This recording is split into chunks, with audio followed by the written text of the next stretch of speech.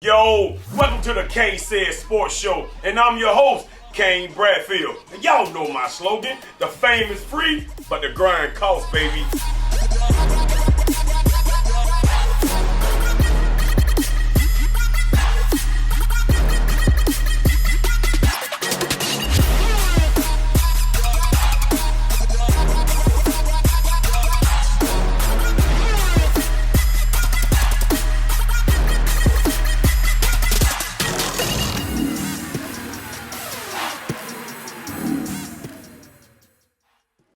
Yo, what's up, everybody? Thank y'all for tuning in to another episode of KaneSaid. And I'm your host, Kane Bradfield. Y'all know my slogan, the fame is free, but the grind costs, baby. Listen, man, I got my dog in the house, baby. We go way back, man. How you doing, man? Doing good. How about yourself? I can't complain, man. Let people know who you are, baby. My name is Coach Dwarney Wortham. I'm the head coach of West Georgia Prep, and I'm the AD of West Georgia Prep.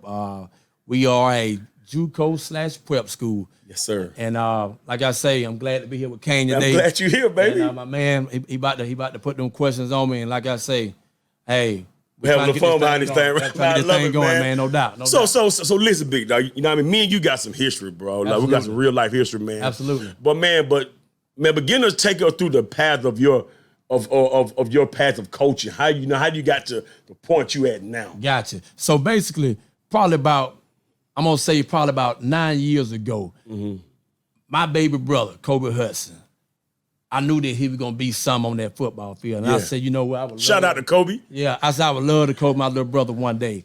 And so by the time they was in middle school, I got a son, 2 grades behind. I started coaching up at Banneker with George Brewer. Okay. So I went up there with George Brewer for a year. And then, I said to myself, I think this thing going to work here with his coaching. I like helping kids. Yeah. And so an opportunity came up back at home in LaGrange, at Troop High School. Okay. Tanner Glisson came on and took over the head coaching job at Troop.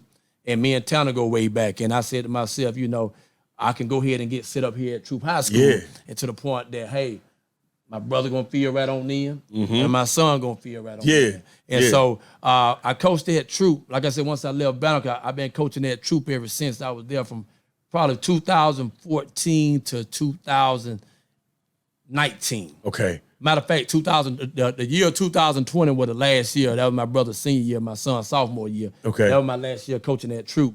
And then an opportunity came up from a guy from our community Christian college out in California. Okay. He pretty much gave me this idea about, how can I come from the high school level and transition to the college level to the point where I can help kids. And so basically, this program really is in its full first year this year. Last year, we had everything set up due to COVID. Man, COVID was crazy last year. Absolutely. So we ended up having to cancel.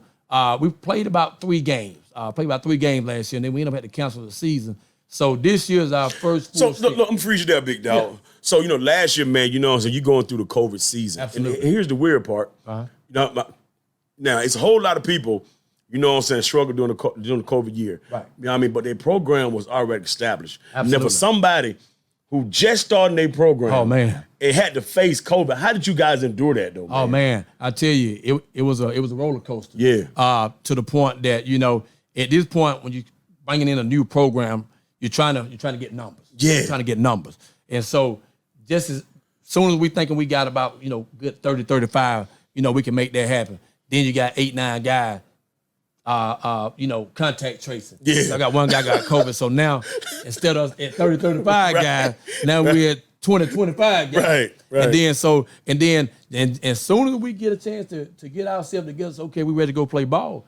Now the team that we got to play, oh man, we're not gonna have enough. So we're gonna have to cancel the game. Man.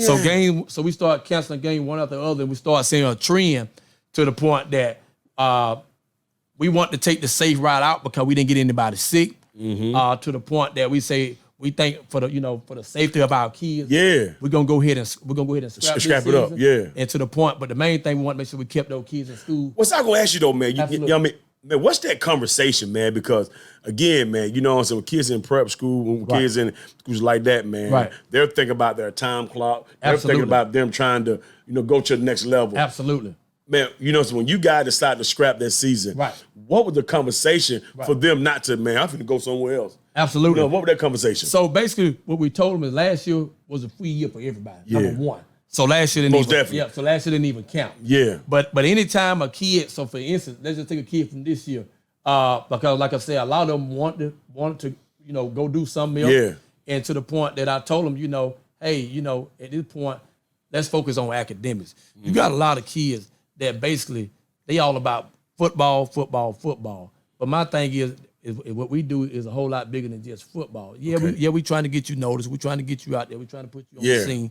But at the end of the day, the kids got to fall back on their academics, because the thing about it is when I talk to college coaches, the first thing they ask me, they don't ask me just about the football player. They want to know, hey, coach, is this guy going to be on time for class? Is he dependable? What kind of character does this guy got? You know, how's his academics? What's his GPA? I have to answer all this. Yeah. And to the point that when I start telling coaches, yeah, he doing this, he doing that.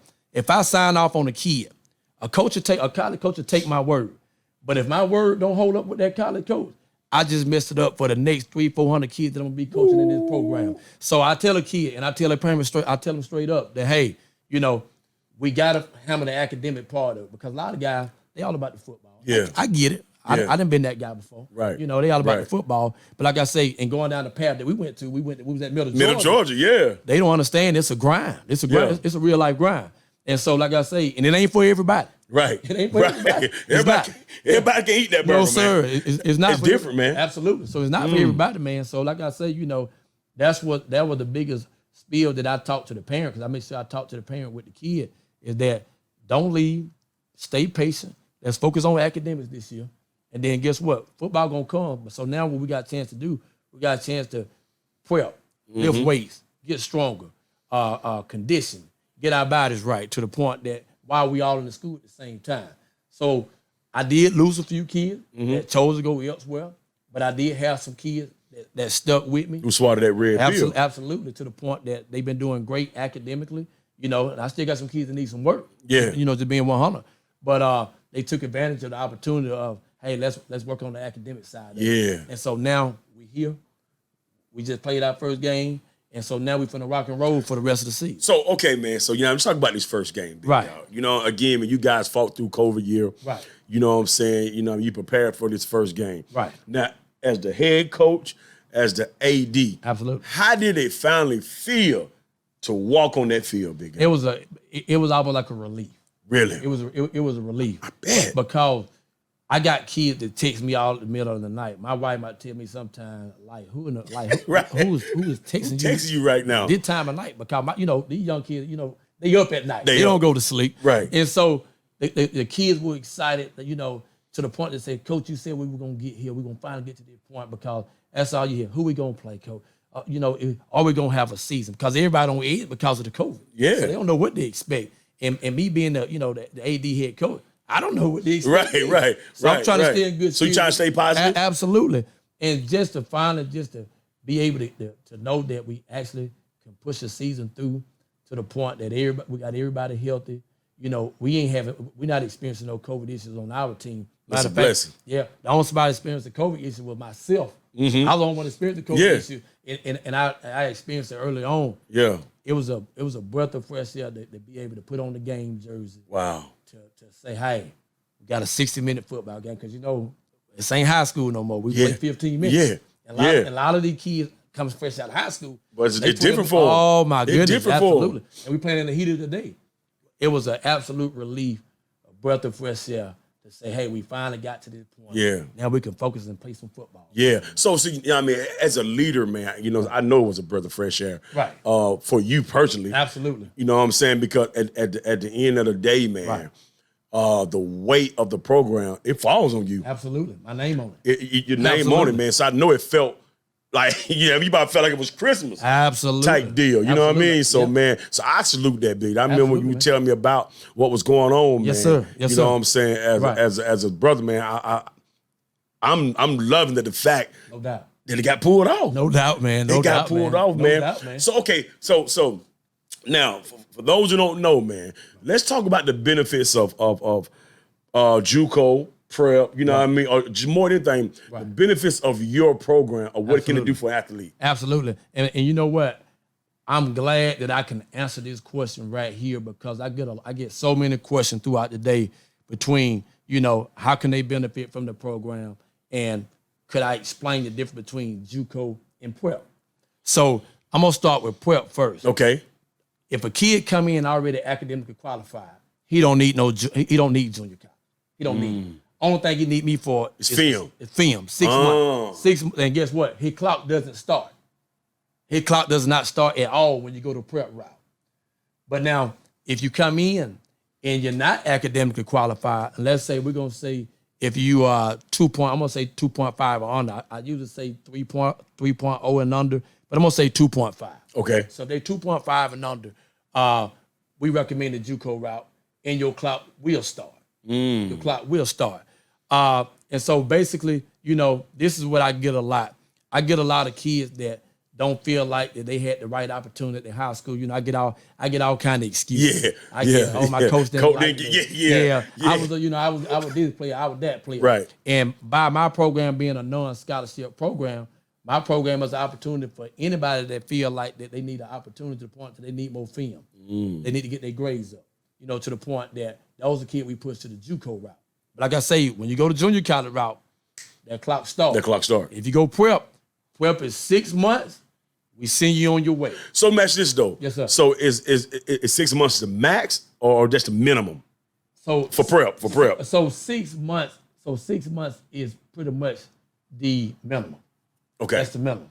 Okay. To the point that if you feel like that you need more time, we can work with that. So, but I'm saying though, so if a kid come in with a prep situation, okay, you know they're qualified, but football wise they haven't met that, you know, met that rank or whatever. Right. Okay. So you coming in with a 6 months. Right. You know what I'm saying, minimum idea, whatever, absolutely, right? Absolutely. Now, if a kid come in and that 6 month he had that first season, right, and the season didn't go how he wanted it. Right. Right? Right. You know what I'm saying? Now, can he come back? Yeah. So yes, he can, but let me tell you how it works. So in the conference that we got, my conference is the PGFL. And in our conference, we have an age restriction to the point that any kid that hits over that 21 range, we don't take them. We don't take them in. So basically, you know, we make sure we're up under that age requirement to the point that based off of my standards, the most I give a prep kid is 2 years. And one thing I always try to do is that I'm gonna be honest with that kid. Cause this ain't for everybody. But I'm saying though, now if he stays 2 years, his clock starts though. No, not if he is a prep route, because he's not actually taking any kind of junior college courses online. He's not taking any of those classes. So the only thing we do, which we do for the prep kids, is we call it college readiness class, to the point that we go to the point that we teach them how to, you know, like just basics. Yeah. I might teach them some type of how to balance money, or, you know, how to write a business plan. Right. We just basically just give them the basics because they're not actually in school. So that's why the clock actually don't start, because they're not in school. They just taking a prep class, and the person that we get to do our prep, which we don't have many kids like based off my team right now. Everybody's JUCO. So prep is kind of rare. It's rare, but you got a lot of kids who does it. Like a lot of programs that we play, they got prep to the point that they might got 80% prep and maybe 20% JUCO kids. And so basically those 80% of the kids only there for 6 months, man, and they go on their way. Hey, but you just schooled me, man. I just wanted that, man. I remember, man, my son was coming out of, he and I was debating on go to college, not to college, blah, blah, blah type deal. Right. Man, we was looking at prep. We were looking at JUCO. Right. And I was trying to figure, that process out, but now I get it, though. Right, and then I can explain something else to you, too. So just being honest, the kids, you know, a lot of kids that I deal with, you know, it's a lot of single mothers out there to the point that they don't have any help. And so prep can be pricey. But for me, the only thing that I ever charge, because I like to help a kid, especially, you know, like I said, I just believe in helping kids, is to the point is that we do a $1,500 roster fee for any kid that goes the prep route. But see, the good thing about the JUCO route is that if the parents, if a lot of times, like I say, the single parent, to the point that when you put your information on your financial aid, it pays for everything to the point that it generates funds for us on the football side. I'm with you, yeah. And then guess what? Now mom and dad don't got to pay no money out of pocket, the JUCO route. So you pay, so you don't pay any money out of pocket. But the prep route, like a lot of schools I play that's on my schedule, they might charge $6,000-$7,000 to go to prep route. Man, I remember it's so crazy. I remember seeing all that. Absolutely. I remember seeing all that. And so that's how they generate their money for their program and for the to pay their coaches and everything. Right. Yeah. And so, like I said, really around here, like I say, I haven't had to deal with it yet, but I got something in place for a kid that's academically qualified that do come in. But like I said, we work with them on the $1,500. Like I said, that's all I would charge. Right. But I tell you right now, that's gonna be the cheapest you're gonna be able to find. I believe that. I remember seeing that $6,000-$7,000 Oh my goodness. with different programs. Yeah, prep school gonna charge you. Yeah, it's very expensive. And so that's why a lot of kids go the JUCO route and say, you know what, we'll rather stay here, take time to develop, get our game together, get our academics together, and then just go ahead and leave after that point. Yeah. To the point where they can go ahead and transfer over to the where they go to a Division II, Division I school. I dig that. No doubt. Okay, so talk about housing, big dog. How did that work with your program? How did that work? So I tell you, this is one that rare. Like I said, this year we didn't do housing to the point that based off of housing, based off of how it's a whole different. Yep. Right. Yep. So I only recruited kids from LaGrange, the Harris County area, Mayweather County area, even the Columbus area, Noonan. To keep the costs down. In the radius to the point that, that the kids can come back and forth to the point that it's convenient. They ain't paying housing. But going forward next year, we will be having housing. Yeah. Because a lot of the prep schools, that's a lot of their costs that come in too, on that $7,000 is the housing part of it. Because I'm going to tell you, man, the school we visited that time, brother, you know what I'm saying? It was two separate fees. It was a roster fee and they gave a list of apartments for housing. Absolutely. So, they didn't include it in. Wow. But again, man, everybody do how they want to do it. And it's pricey. It's pricey. And then when you got that big number sitting in front of you, when they bring all of it together. You're like, oh, boy. Oh, man. Right. You're like, hey, son, how good are you at? Right. It is worth it. Is it worth it? Is it worth the risk to go ahead and spend $8,000-$9,000? Yeah. And so, in me personally, just my opinion, like I say, you invest, if you're going to invest money, you invest in your kid, because I'm going to invest in my son, at the end of the day. So like I say, but you got to have a real conversation with them. Yeah. And say, hey, it's the route. Yeah. Do we need to do this? Yeah. Do I think you that type of kid? Right. Like I say, you got to be honest. You got to self-check that thing. You got to be honest with the kids before you're going to start spending that type of money. Yeah. And that's one thing I try to do, to the point that I can tell you right now, and I tell every parent, every kid that comes to my program not gonna get a scholarship. It's an opportunity to give you a chance to, to be seen to get a scholarship. Right, but it's not guaranteed for nobody. It's not for everybody. But to the point that I make sure that kids that even come to me that I know that's not gonna be able to go play football on the next level, I try to teach them life skills. I try to teach them about, how going out, go get a job in everyday society. I talk to them about some people not fit for, not made to, they don't, some kids like take shortcuts and don't fit into the working world. They got a military where you go to the military for 20 years, you retire at 40, And so, like I say, I try to give my kids different angles, not besides just football, if that don't work, because it's not going to work out for a lot of them. Right. And that's just being real. And I be real with my kids. I don't lie to them. I don't lie to their parents. I give them the real. They my kids, and I want somebody to do that for my son. It's the same type of thing. Absolutely. Type of thing. No doubt. But man, but that's unique. But I want to talk about your son. We're going to talk about your son a little bit. Yeah, too. come on with it. Yeah, no doubt. We're going to do that, man. No doubt. So, what I mean? So I know in a town like, an area like we in, big guy. Absolutely. A lot of times people had to see something to believe something. That's us. Man, what has happened since you played Sunday? I got 150 text messages Sunday. I got some during the game, and I got a boatload of them after the game, to the point that I got a lot of people reaching out to me now saying, hey, what we need to do? We didn't know y'all had this going on here in LaGrange, right here at home. What can we do to, to be a part of the program? Parents, hey, how soon can you sit down and talk to me about my son getting on board? And my thing is that to my point, I'm gonna take the blame for this here. Okay. Because I felt like I could have did a better job of promoting it. PR type deal. Especially for LaGrange. Hey, babe, it's why you're here now, though. Absolutely, man. Right. And I could have did a better job on that because my thing is that really with 3 high schools that we have in LaGrange, this thing could have really been a LaGrange football to the point that, hey, we got kids at Callaway, we got kids at Troop, we got kids at LaGrange High. You got Lynette, you got Valley, you got Heard County. Yeah. It is so many schools around here to the point that it is so new that I feel like I could have done a better job to the point that I could have helped, a lot more, more other kids.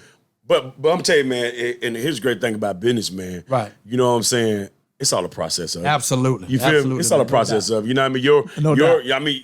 Your next week gonna be better than this past week. You feel me? Absolutely. You know what I mean? Man. So, but I salute the fact that you even said, yo, man, I personally could have did better. Absolutely, I could have. Yeah, I mean? Absolutely. And like I say, and all those people who reached out to me, a lot of y'all that I haven't got back with, if y'all watching, I'm definitely gonna get back with you.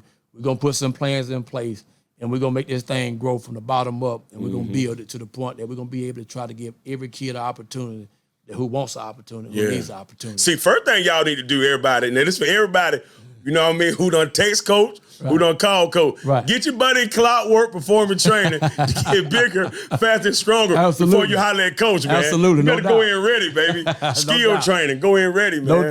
No doubt, man. I dig it, man. Absolutely. So coach, man, I want to jump for a minute, man. Go ahead. Man, your son, right? He's at Troop. He's at Troop right now playing receiver, man. And I went to a few games, man. Right. Hey, he coming to his own, man. Absolutely. So talk to me about that, man. So I'm gonna tell you what's going on with this cat. My son, Buddy, he always had been an athlete, but he was a small guy, and I was kind of worried. I'm like, one thing about it, I'm a coach. Yeah. I'm like, do that kid pass the eye test? You know what I'm saying? And so, then this all happened about a year time. All of a sudden, one day, this cat hit a growth spurt, and I'm looking over at church, and I asked my wife, "Is he standing on his tiptoes?" Right. And this cat standing 6'2.5", and I'm like, "Whoa, where'd that come from?" Right. Yeah. And so basically, what people seeing him do so far early up in the season is not a surprise to me at all. To the point that I'm glad he's finally getting a chance to get his opportunity. Because I really wanted him to get his opportunity a long time ago. Yeah. When his uncle was there with him. Right. To the point that, like I say, he's been able to ball. He just, he was a small guy. Yeah. But like I say, he hit a growth spurt to the point that now Daddy can do some talking. Yeah. I can make some phone calls. Yeah. I can make some phone calls. Yeah. To the point that, now the measurable's starting to come through. Absolutely, because the first thing that coach asked me, hey, coach, so tell me about the size of this kid. What's his height, Yeah. And him going through this growth spurt, man, and then him also continuing to work. He always have been a hard worker. One thing about my son, he is either 100 or 100 or bust. Right. And that's one thing about him. He was frustrated, for a while. And I tell him, hey man, trust the process, continue to work. Hey, something gonna work out for you in a minute, man, and you'll get a chance to to get your shot. Senior year. You finally get your shot. So my thing is you got to cash in on it. You got to cash in. Cash in on it, man. So like I told you, so like I say, by him hitting that growth spurt, really make my job a whole lot easier. Right, for talking to oh my somebody. goodness, when I call college coaches, man. So like I say, and so I got some coaches already calling me about him. That's good stuff. Now, to the point that, like I told him, hey son, let's go ahead and stay clocked in. Hey, stay dialed in. Hey, let's continue to push forward, man. Yeah. And like I say, right now, we're in a good spot right now. Yeah. And so, like I say, he can only continue to get better right now to the point that, we got a lot of big football games coming up. And I say, hey, a lot of big games coming up, time to show up. Time to get it. Yeah, time to show up, man. Get it. So, so I'm excited for him as a parent, man. And as a dad, you got a son. Yeah. And I tell you about any man, ain't nothing like going to the game, seeing your son go out there and ball. Nothing. When we play ball, it eclipses even us. I'm playing ball. Yes, man. When he drop a pass, you drop that pass yes, too. Sir. Man. Guess what? Hey. But you have, man, but you talking that talk right now. And you never know until you get a kid out there to the point that, like you have to control yourself. Because Yeah. I say you really, it almost like you him out there. Yeah. And so you want to see him make them plays. Yep. You know, and that's even like with Kobe. You know, the other night he caught that touchdown. Yeah. Yeah. And I felt like I caught that touchdown pass. Most definitely. It felt like all the weight of the world came off my shoulder because I know he wanted so bad. Yeah. You know, Yeah. Tank down there, Tank balling right now. You know, Right. Tank coming the door getting it. Right. And and Tank and Kobe been here in LaGrange, they go back and forth. And so, I know that Kobe been ready to wait on that mix. moment. And like I said, and I'm on edge for him. Yeah. Because I want him to take that opportunity that he got and make the best of it. Yes, sir. I felt like when Tank number was called last year, man, Tank made the best of the opportunity, man. He did. And He so didn't look back. Yes, sir. Absolutely, no doubt. And so, man, me getting a chance to see, my son getting a chance to make these plays on Friday night, y'all, it feel good. Yeah. I ain't gonna tell you no story. It gotta feel Hey, it feel good, man. good to the point that a lot of times, a lot of coaches, they go stand on the sideline and, they want to watch the game. I ain't that coach. Yeah. I'm going to the 50-yard line. I'm going up in the air. Yeah. I want to see everything to the point that, hey, it just feel good to be a dad, to see my son go out there. See him out there doing it, man. Yeah, and I'm gonna tell y'all right now, he got a whole lot more plays he got to make for me for the year out. I like it. I need to see a whole lot more. Yeah. But like I say, it feels good to see that happen. For my son, and like I say, and even for Kobe, man, it feels good to see these guys making some Man, that's plays. big, man. Absolutely. But again, brother, I remember, man, when my son was a doggone senior, man. Right. He went through buttloads of injuries to get to that senior year. Absolutely. He's on the edge. Every game I'm on. You hear me, big dog? I'm with you. Man, so I know exactly what you're talking about, man. You hear me? Yeah, man. But I know exactly what you're talking about, man. A lot of people don't understand that, No, man. man. Like I say, It's different. It's a difference, you dog. played ball. Yeah. I played ball. And we thought was no other better feeling than us playing ball. Yeah. We'll never get that feeling again. But I'm here to tell you, you get a son. Yeah. Hey, you get a son. And man, you finna go back through it 3.0. Yeah. And you're gonna be like, man, I find myself more on edge for my child Then for than I was myself. Man, that true talk. Yeah, man. Like That I say, true talk, man. if he drop a pass, man, like I said, I never forget when he played he played. We'll tell you this, and I'm gonna let you go ahead. And move No, on, you Coach. good. You good talk. We talking. We was we was in. He was playing baseball in Columbus when he was staying in Columbus at the time before he moved up here with me. It was a big game. He came up, man. It was a 2-strike count, man. It's a playoff game. He probably about 11 or 12. We got second and third. I said, man, just you got speed, just put it in place. Yeah. And he went down swinging, game over. I never felt so bad in my life. To the point that I struck out with him. You felt like you struck out too. Oh my goodness, I Yes. struck out with him, man. Yes. And I said to myself, I never thought I would feel that way about my kid playing sports to the point that he hurt, but I'm hurt with it. But as a dad, I got to take my hat off and say, hey, son, it's part of the game. Yeah. Hey, it's part of the game. You gonna make some plays? Hey, you gonna miss something. Y'all about to say, then you gonna miss some. Yeah, man. And I had to give him some stories about me, man. About me when I played back in the 90s, man. That I done seen time, man. I'm at the free throw line when I even played basketball before I went straight football. I got 3 free throws to make, and I got to make 3 of them to send us to overtime. And when I hit my first one, the referee blew the whistle and said, "No good." I'm like, "No good? What are you talking about?" He told me my foot was over the line. I was so nervous shooting that free throw. I didn't even know where I was You standing. didn't know you I didn't standing know there. I was standing there, man. So like I said, I had to, give life lesson to my kid and even to my players I coach now. Yeah. To the point that, hey, you're going to have failures. But one thing Roy Jones say is it's easy when you up and doing good. Why? But when you go down, how you going to come back? That defines that defines a person right there. It's good when everything going good. People throwing touchdowns and everything right. But when adversity hit, how you gonna come back? Then what's next? How you gonna come back? Absolutely. So man, Middle Georgia. Right. Let's talk about Middle Georgia for a minute, big Oh, dog. man. Man, what did Middle Georgia do for you, big dog? I'm gonna tell you something. People don't realize this, and I got somebody I'm glad can sign for me. At Middle Georgia, you got the best athletes in the country. 60. Like I said, they start off with more than 60, but you got about 80 to 100 athletes that everybody's struggling with grades. Yeah. But everybody got one thing in common. They can ball. Everybody can ball. Man. And guess what? It's a grind that even me going to Division I football practice and what I see, they take the elite. Everybody on Auburn roster is not elite. Right. Everybody on Georgia roster are not elite. They're not. Coming from a junior college is some of the most elite competition that you will ever have to face.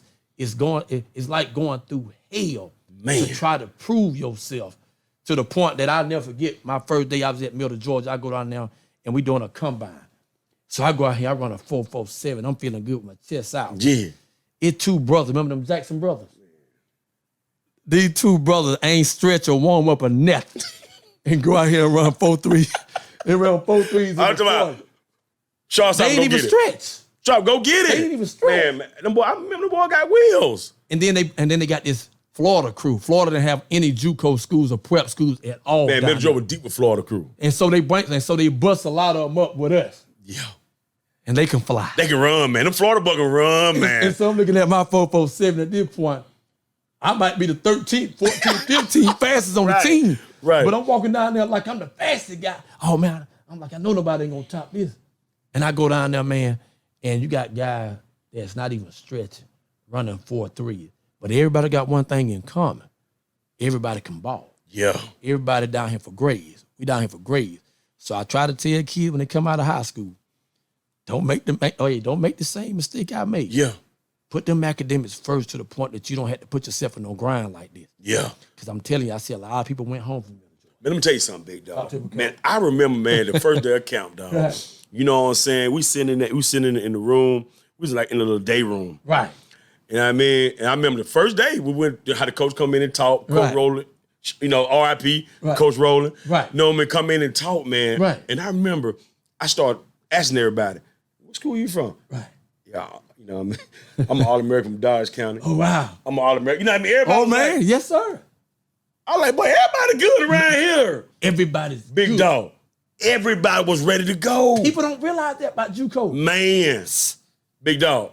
Everybody ready to go. I said, okay, game time. Cause Absolutely. you know what I'm saying? I come to Heard County, Right. did my thing. I finna go Juco thinking, Right. man, okay. Yeah. He okay. Yes, sir. He good too. Oh, man. But that's what you dealing with.